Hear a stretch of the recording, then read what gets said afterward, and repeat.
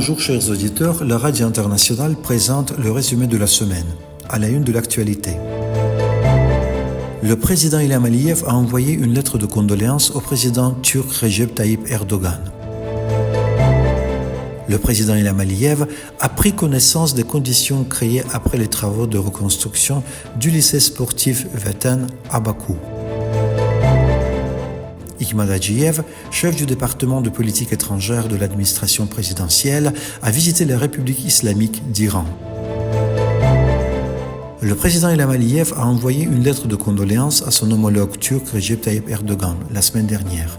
La lettre dit « Monsieur le Président, mon cher frère, je commémore avec un profond respect et une profonde révérence la chère mémoire de nos frères et sœurs qui ont perdu la vie à la suite du séisme dévastateur qui s'est produit en Turquie il y a 2 ans.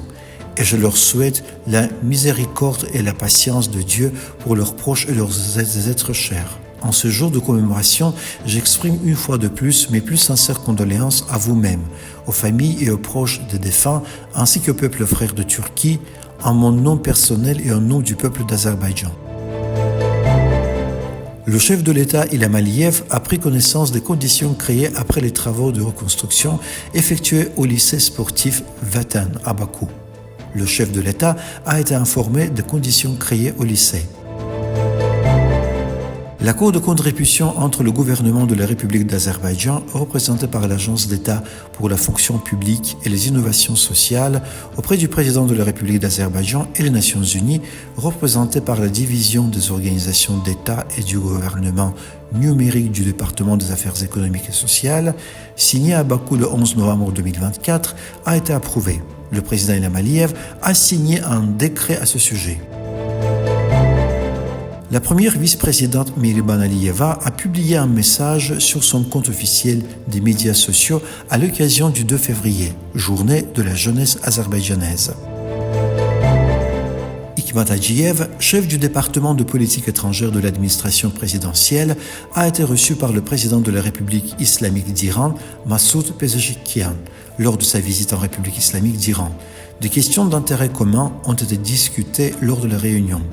L'assistant du président de l'Azerbaïdjan a ensuite tenu des réunions séparées avec le conseiller politique du président iranien Mehdi Sanayi, le ministre des Affaires étrangères Abbas Arakchi, le président du conseil stratégique des relations étrangères de l'Iran Kamal Karazi et le secrétaire du conseil suprême de sécurité nationale de l'Iran Ali Akbar Ahmadian.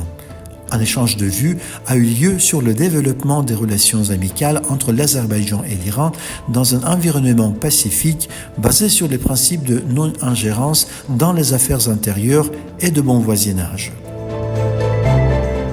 Le ministre des Affaires étrangères Ilham Bayramov a eu une conversation téléphonique avec le ministre letton des Affaires étrangères Baiba Braje. Au cours de l'entretien, les questions à l'ordre du jour des relations actuelles entre les deux États ainsi que la situation sécuritaire régionale et internationale ont été abordées. Une mission gouvernementale azerbaïdjanaise, dirigée par le vice-ministre des Affaires étrangères Yalchin Rafiyev, a effectué une visite de travail en Somalie. Dans le cadre de la visite, la première réunion de consultation politique entre le ministère des Affaires étrangères d'Azerbaïdjan et de Somalie a eu lieu. La rencontre a mis en évidence le fait que les contacts entre nos pays se sont intensifiés ces dernières années et que cela a joué un rôle utile dans la discussion des perspectives de coopération. La commission d'enquête poursuit un examen détaillé des dommages structurels causés à l'avion Embraer 190 appartenant à la compagnie aérienne azerbaïdjanaise Airline près de l'aéroport d'Aktau. C'est ce qu'indique le rapport initial présenté par le ministère des Transports du Kazakhstan sur l'accident. Selon le rapport, l'examen initial des fragments conservés a révélé de nombreuses perforations et dommages non perforés de différentes tailles et formes à l'arrière du fuselage, du stabilisateur vertical et du stabilisateur horizontal, du gouvernail et du gouvernail. À certains endroits, les dégâts ont une forme rectangulaire régulière, note le rapport.